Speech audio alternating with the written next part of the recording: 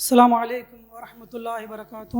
قال اللہ سبحانہ وتعالی رب اشرح لی صدری ویسر لی امری واحلل عقدۃ من لسانی یفقہوا قولی رب زدنی علما۔ وجاء فی الحدیث ان اللہ لا یستحی من الحق۔ قابل صد احترام صدر اجلاس، معزز علماء کرام، نوجوانان امت، اللہ رب العالمین کا شکر احسان ہے جس نے آج ہمیں یہاں بیٹھ کر کتاب و سنت کی روشنی میں مسلمانوں کے نئے مسائل جو پیش آ رہے ہیں اس کے تعلق سے گفتگو کرنے کا موقع عنایت فرمایا۔ سبحان اللہ بحمدی سبحان اللہ العظیم۔ درود و سلام ہو نبی کریم صلی اللہ علیہ وسلم پر، جنہیں رب نے ہمارے اور آپ کے لیے ہادی و رہبر بنا کر اس دنیا کے اندر مبعوث کیا۔ اللہم صلی علیہ بارک وسلم۔ محترم سامعین، جیسا کہ آپ لوگوں نے ابھی موضوع کو سماعت کیا، میرا موضوع یا میرا عنوان آپ لوگوں کے سامنے IVF کے تعلق سے ہے، مصنوعی بار آوری، یعنی جدید ٹیکنالوجی کے ذریعے مادر رحم میں حمل کو وجود دینا۔ اس کے تعلق سے شریعت میں کیا حکم ہے، اس کی کون سی صورت جائز اور کون سی صورت ناجائز ہے، اس کو بالاختصار میں آپ لوگوں کے سامنے رکھنے کی کوشش کروں گا۔ اسی طرح میں آپ اہل علم سے یہ درخواست بھی کروں گا کہ اس میں جو چیز قابل ملاحظہ ہو یا اصلاح طلب ہو ضرور رہنمائی فرمائیں۔ میرے بھائیوں، اللہ رب العالمین نے اس دنیا کے اندر حضرت آدم علیہ السلام کو پیدا کرنے کے بعد ان کی جسمانی اور ذہنی تسکین کے لیے انہی کی پسلی سے حضرت حوا علیہ السلام کو پیدا فرمایا، اور اب اس نسل انسانی کی تسلسل اور بقا کے لیے اللہ رب العالمین نے تولید کا ایک نظام بنایا۔ تولید کے ذریعے اس نسل کو اللہ رب العالمین نے آگے کیا۔ تو میرے بھائیوں، آج کے دور میں تولید کے بنیادی طور پر دو طریقے ہیں۔ ایک تو فطری و طبعی طریقہ کہ مرد و عورت کے میلاب سے بچے کی پیدائش ہو جائے، یہ ایک فطری اور طبعی طریقہ ہے، قدرتی طریقہ ہے۔ ایک دوسرا طریقہ جدید ٹیکنالوجی کے ذریعے، نئے آلات کے ذریعے مادر رحم میں میاں اور بیوی کے میاں کے نطفے کو اور بیوی کے بیضا کو فرٹیلائز کرنا، یہ ایک نیا طریقہ ہے جس کو IVF یا ان وٹرو فرٹیلائزیشن بھی کہتے ہیں، ٹیسٹ بیبی بھی کہتے ہیں۔ اس کی صورتوں کے حساب سے بہت سارے اس کے نام ہیں۔ میرے بھائیوں، ذیل کی آپ لوگوں کے سامنے اختصار کے ساتھ جو ہے اس کی کچھ صورتیں ہیں، میں پیش کرنے کی کوشش کروں گا۔ میرے بھائیوں، سب سے پہلا جو طریقہ ہے جو آج تک چلا آیا ہے حضرت آدم علیہ السلام کے زمانے سے اب تک، میاں بیوی کے ملنے سے بچے کی پیدائش ہونا۔ اور دوسرا جو طریقہ ہے IVF، اس کی بہت ساری طریقے ہیں۔ ان میں ایک پہلا طریقہ یہ ہے کہ شوہر کا نطفہ لے کر جو ہے مادر رحم میں انجیکٹ کرنا اور اس کے ذریعے بچے کی پیدائش ہونا، یعنی بغیر باہر لیبورٹری میں اس کو زائگوٹ بنائے بغیر مادر رحم میں انجیکٹ کرنا شوہر کے نطفے کو، یہ پہلی شکل ہے۔ اس کے بعد جو ہے IVF کی ایک دوسری شکل یہ ہے کہ اگر کسی عورت کے اوریز میں، بیضہ دانی میں جو فلیپین ٹیوب ہوتا ہے، وہ فلیپین ٹیوب جو ہے اپنے بیضہ کو اپنے یوٹرس تک نہ پہنچائے۔ ہوتا یہ ہے کہ ہر مہینے میں ایک مرتبہ جب عورت پیریڈ سے ہوتی ہے تو کچھ انڈے تیار ہوتے ہیں ہزاروں کی شکل میں، اس میں ایک آدھ انڈا جو ہے یہ اوری سے نکل کر یوٹرس میں داخل ہوتا ہے۔ تو جب اس کے بعد جب شوہر اس سے ملاقات کرے تو یہ انڈا، یہ بیضہ شوہر کے نطفے اسپم سیل سے مل کر بچے کی پیدائش ہوتی ہے، یہ جنین ایمبریو تیار ہوتا ہے۔ کبھی ایسا ہوتا ہے کہ یہ فلیپین ٹیوب جو ہے یہ بچے کے بیضہ کو یا عورت کے بیضہ کو یوٹرس تک نہ پہنچائے، تو کرتے کیا ہیں ڈاکٹر جو ہے جب منتھلی پیریڈ شروع ہو جاتا ہے تو پہلے یا دوسرے دن سے لے کر مسلسل 9 دن تک جو ہے اس خاتون کو ایک انجیکشن دیتے ہیں ڈی کیپیپٹائل کے نام سے. یہ انجیکشن جو ہے مسلسل 8 دن تک یا 9 دن تک جو ہے یہ انجیکشن دیا جاتا ہے. پھر اس کے بعد جو ہے جب یہ انڈا میچور ہو جائے تو اس کو اسپریٹ کیا جاتا ہے سکشن کے ذریعے, یعنی اس کے رحم سے, اس کے اوری سے اس بیضہ کو نکال کر باہر ہی لیبورٹری کے اندر ایک ٹیمپریچر, مناسب ٹیمپریچر کے ساتھ شوہر کے نطفے کو لے کر اس کے اسپرمس کے جو کوالٹی, اچھے کوالٹی کے سیلز ہیں ان کو لے کر جو ہے یہ مادر باہر لیبورٹری میں 8 یا 9 دن تک رکھا جاتا ہے. جیسے ہی ان دونوں کو ملایا جائے تو ایک زائگوٹ تیار ہوتا ہے. اس زائگوٹ سے ایمبریو کی شکل یعنی جنین کی شکل اختیار کرتا ہے. بچہ کہاں؟ لیبورٹری کے اندر ایک مناسب درجہ حرارت کے ساتھ. جب یہ جنین کی شکل اختیار کر لے تو پھر اس جنین کو ایک ٹیوب کے ذریعے, جس کو کینولا ٹیوب کہا جاتا ہے, بڑا لچکدار پلاسٹک کا ایک ٹیوب ہوتا ہے, اس کے ذریعے مادر رحم کے اندر اس کو انجیکٹ کیا جاتا ہے. تو اس کے بعد جو ہے یہ تسلسل کے ساتھ یہ بچہ ماں کے پیٹ میں گروتھ ہونے لگتا ہے. اور جب یہ اس کو انجیکٹ کریں تو HCG نام کا ایک انجیکشن جو ہے خاتون کو دیا جاتا ہے اس کے 36 گھنٹے پہلے. اس کے بعد جو ہے یہ بچہ جیسے جیسے گروتھ کرنے لگے 9 مہینے تک یہ بچہ جیسے عام فطری طور پر بچے کی پیدائش ہوتی ہے ویسے ہی بچہ آگے پلتا ہے اور اپنی ماں کے جو جسم سے خون ہے اور دیگر اعضاء ہے وہ حاصل کر لیتا ہے. اس کے بعد جو مراحل ہیں اللہ رب العالمین نے قرآن مجید کے اندر بڑی تفصیل سے بیان کیا ہے. اور الحمدللہ آج سے 1400 سال پہلے قرآن مجید کے اندر جو پروسیس بتایا تھا فرٹیلائزیشن سے لے کر بچے کی تخلیق تک, آج سائنس نے پروو کیا ہے کہ یہی مراحل جو اللہ نے آج سے 1400 سال پہلے بتائے, آج ماں کے پیٹ میں جو بہت ہی چھوٹا سا ایک جو ہے اخروٹ کے مانند ایک مادر رحم ہے, اس میں اللہ رب العالمین جو ہے ایک بڑے 2.5 کلو 3 کلو تک کے بچے کو جو ہے بچے کی پرورش کرتا ہے. تو اس کی جو مراحل ہیں باختصار دیکھیے.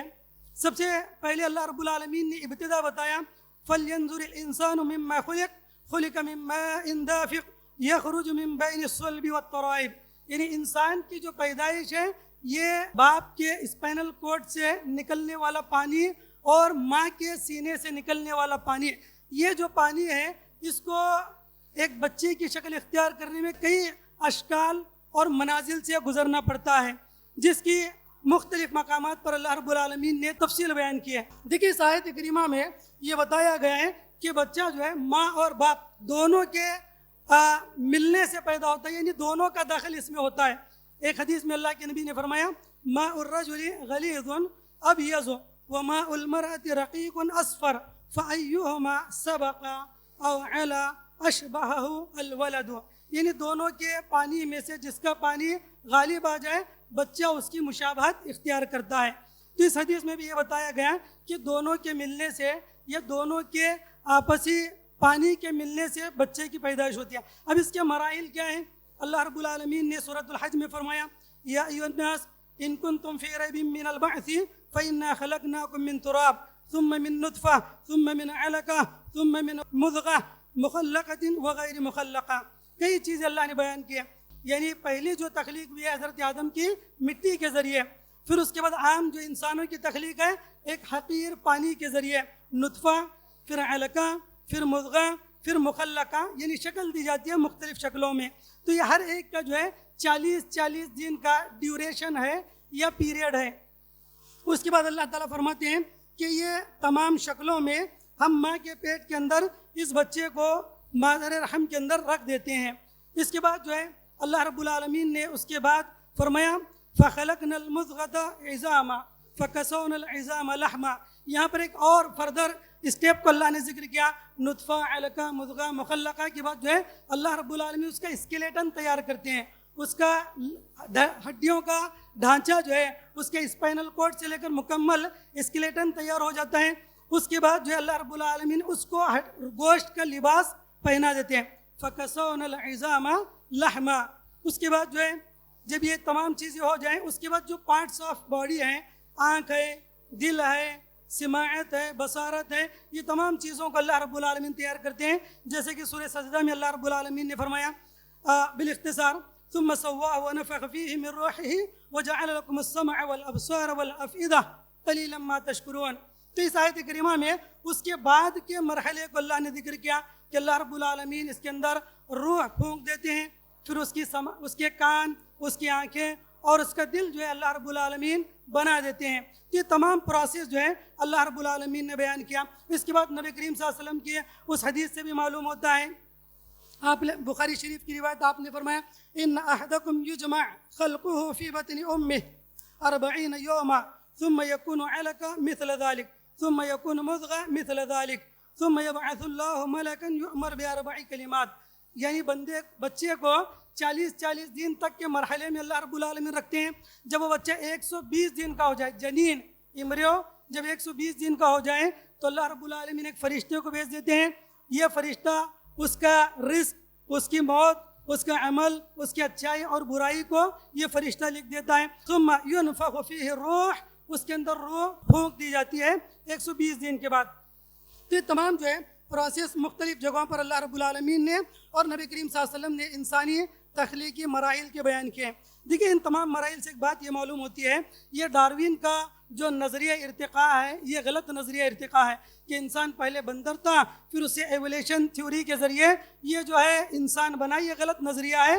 آج سائنس نے اس کو بھی پروو کر دیا ہے، یعنی جو مراحل ہیں جو 1400 سال پہلے اللہ رب العالمین نے مراحل بتائے تھے، ان مراحل کو آج سائنسدانوں نے، سائنٹسٹ نے بھی یا میڈیکل سائنس نے قبول کیا ہے۔ تو خیر میرے بھائیو، یہ جو مراحل ہیں یہ پہلی صورت یعنی شوہر کا سیلف اسپم سیلز اور بیوی کا ایگز، یہ دونوں کو ملا کر جو ہے فرٹیلائز کرنے کے بعد مادر رحم میں رکھ دیا جائے، یہ پہلی صورت ہے۔ اس مسئلے میں بڑا ہلکا سا اختلاف ہے، بعض لوگوں نے اس کو ناجائز قرار دیا، بعض لوگوں نے توقف اختیار کیا اور بعض لوگوں نے اس کو، بلکہ اکثر علماء نے اس کو جائز قرار دیا ہے۔ یہ تمام کے دلائل جو ہے میں نے تفصیل کے ساتھ لکھ دیا ہے، ممکن ہے جب مقالہ آ جائے تو انشاءاللہ تمام تفصیلات جو آپ کے سامنے آئیں گی۔ اس پر شیخ محترم جو ہے نظر ثانی کر رہے ہیں، جو اصلاح طلب چیزیں ہوں، تصحیح طلب چیزیں ہوں، وہ انشاءاللہ تصحیح کے بعد جو ہے ممکن ہے آپ کے سامنے یہ چیز پیش کی جائے۔ تو میرے بھائیو، یہ چیزیں جو ہے اکثر علماء نے اس کو جائز قرار دیا ہے، لیکن چند شرطوں کے ساتھ۔ پہلی شرط یہ ہے کہ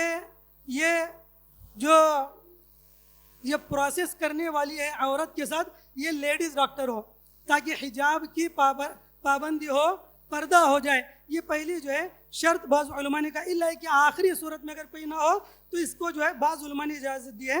دوسری چیز یہ ہے کہ اسپم جو ہے، اسپم کے سیلز اسی کے شوہر کے ہو، کسی اور کے نہ ہو۔ اسی طرح یہ جو شوہر کا اسپم لیا جائے یہ استمنا کے ذریعے نہ لیا جائے، مسٹربیشن کے ذریعے نہ لیا جائے، بلکہ بیوی کے ساتھ ملامت یا جو ہے استمتاع کے ذریعے یہ لیا جائے، یا پھر جو ہے جیسے کہ حافظ مبشر حسین صاحب کہتے ہیں کہ پروٹیکشن کے ذریعے، یعنی اپنی بیوی سے جمع کرتے ہوئے پروٹیکشن استعمال کریں اور اس کے اندر جو منی آ جائے اس کو جو ہے اس سے اسپم کو تیار کیا جائے۔ تو یہ جو ہے اہل علم کا کہنا ہے۔ شیخ ابن عثیمین رحمہ اللہ سے اس مسئلے میں پوچھا گیا تو امام ابن عثیمین رحمہ اللہ نے ابتداً تو کہا کہ اگر یہ ضرورت نہ ہو تو بالکل اس سے بچے رہنا چاہیے، اس سے احتیاط کرنا چاہیے، ورنہ اس کی یہ راہ جو ہے انسان کو گناہ کبیرہ میں ڈالنے والی ہے۔ شیخ ابن عثیمین رحمہ اللہ نے چند شرائط بتائے ہیں جو شروط بیان کیے گئے۔ ان میں پہلی چیز یہ بہت سخت ضرورت کے موقع پر یہ کیا جائے، ایسا نہیں کہ 1-2 سال بچے نہ ہو فوراً IVF کیا جائے، ایسا نہیں، کئی سال تک بچے نہ ہو، دعائیں کریں، استغفار کریں اور دعا بالعلاج یا جو علاج جو ہے بالغذا کریں۔ یہ تمام چیزوں کے مراحل کے بعد جو ہے اس طریقے کو اختیار کیا جائے، بلکہ بعض ممالک میں 5 سال سے پہلے اس کی گنجائش نہیں ہے، 5 سال یا 7 سال تک کی جو ہے شرط لگائی گئی۔ اسی طرح دوسری شرط یہ ہے کہ عورت کی ستر پوشی ہو، تیسری چیز یہ ہے کہ استمنا کے ذریعے شوہر کے اسپم نہ لیا جائے، چوتھی شرط یہ ہے کہ بیضہ عورت کا اور منی شوہر کی ہو، اور 5ویں شرط یہ ہے کہ نطفہ بھی جو ہے اسی کے شوہر کا ہو، کسی اور کے شوہر کا نہ ہو، اور جو ڈاکٹر ہے کرنے والا اس کے اوپر اعتماد ہو، ایسا نہیں کہ اپنے ہاسپٹل کو یا اپنے انسٹیٹیوٹ کو چمکانے کے لیے، پروموٹ کرنے کے لیے کسی اور کی اسپم کو لے کر اس کے اوری میں داخل کریں، ایسا اگر کوئی خیانت کرنے والا ڈاکٹر ہو تو اس سے علاج و معالجہ نہ کرایا جائے۔ تو یہ چند صورتیں جو ہے بیان کی گئی ہیں جس کی صورت میں علماء نے اس کی اجازت دی ہے۔ اور دوسری صورت یہ ہے کسی مرد کے مادہ منویہ میں قوت تولید، فرٹیلائزیشن کی طاقت نہ ہو، تو اسی صورت میں بعض ڈاکٹرز کیا کرتے ہیں، کسی اور آدمی کا نطفہ اس کی بیوی کے رحم میں انجیکٹ کر دیتے ہیں۔ یہ دوسری صورت ہے جس کو علماء نے ناجائز اور حرام قرار دیا ہے، ناجائز اور حرام ہے۔ اس کی بہت ساری دلائل موجود ہیں اس کے حرام ہونے کی۔ پہلی صورت تو یہ ہے کہ کسی کا بھی نطفہ جو ہے کسی اور کے لیے حلال نہیں ہے۔ قرآن مجید میں اللہ رب العالمین نے فرمایا والذین هم لفروجهم حافظون الا علی ازواجهم او ما ملکت ایمانهم، یعنی کسی انسان کو نطفہ صرف اس کی بیوی کے لیے یا اس کی لونڈی کے لیے جائز ہو سکتا ہے، تھرڈ پرسن کے لیے ہرگز جائز نہیں ہو سکتا۔ اسی طرح قرآن مجید میں اللہ نے فرمایا نساؤکم حرث لکم فأتوا حرثکم انا شئتم، کہ تمہاری بیویاں تمہارے لیے کھیتی ہیں، تم جیسے چاہو آؤ حلال طریقے سے یا حلال راستے میں۔ تو اس کے اندر بھی جو ہے یہ بات بتائی گئی ہے کہ اگر آدمی اپنے پانی کے ذریعے دوسروں کے کھیت کو سیراب کرنا چاہے تو یہ جائز نہیں ہے، حرام ہے۔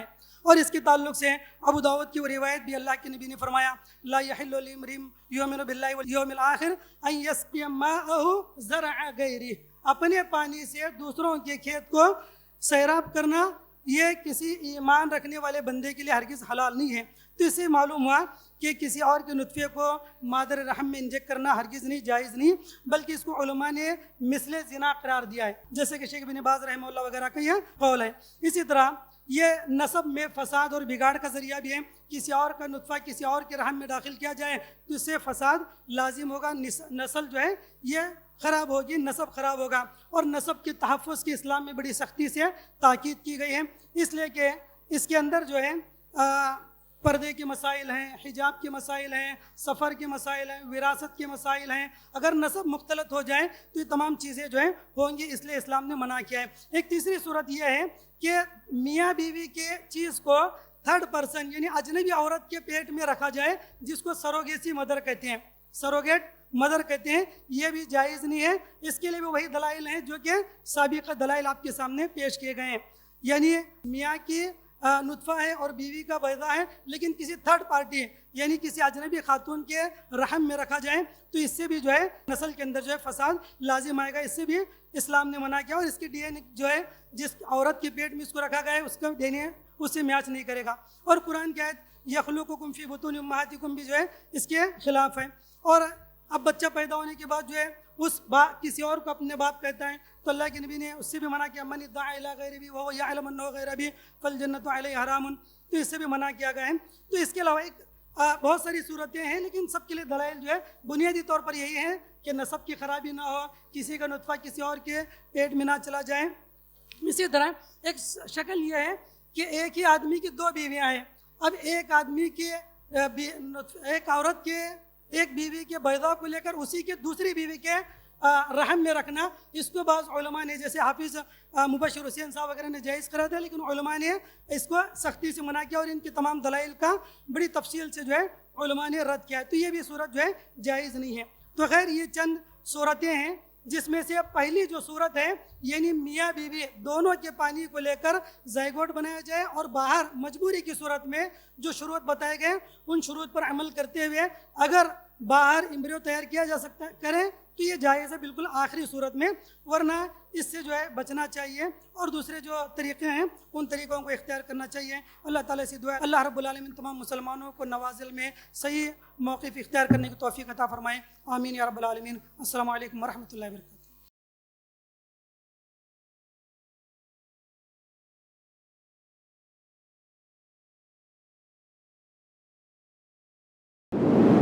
مرسی ٹی وی کے مزید ویڈیوز کے لیے ہمارے چینل کو سبسکرائب کریں اور بیل آئیکن کو ضرور دبائیں۔ جزاک اللہ خیرا۔ مرسی ٹی وی، پیغام رحمت۔